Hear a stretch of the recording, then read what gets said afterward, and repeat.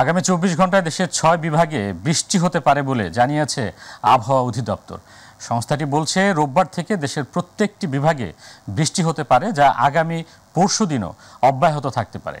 আবহাওয়া অফিস জানায়, আগামী ২৪ ঘন্টায় সিলেট বিভাগের কিছু কিছু জায়গায় এবং রংপুর, ঢাকা, ময়মনসিংহ, বরিশাল ও চট্টগ্রাম বিভাগের দু এক জায়গায় অস্থায়ীভাবে দমকা অথবা ঝোড়ো হাওয়াসহ বৃষ্টি অথবা বজ্রসহ বৃষ্টি হতে পারে।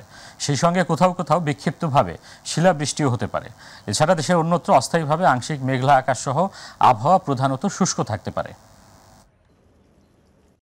24 আওয়ার্সের মধ্যে সিলেটের কিছু কিছু জায়গায়, তাছাড়া চট্টগ্রাম, ঢাকা, বরিশাল, ময়মনসিংহ এবং রংপুরের দুই এক জায়গায় বৃষ্টিপাতের সম্ভাবনা রয়েছে। তবে রাত 12টার পরে বৃষ্টিপাতের তীব্রতা একটু বৃদ্ধি পেতে পারে।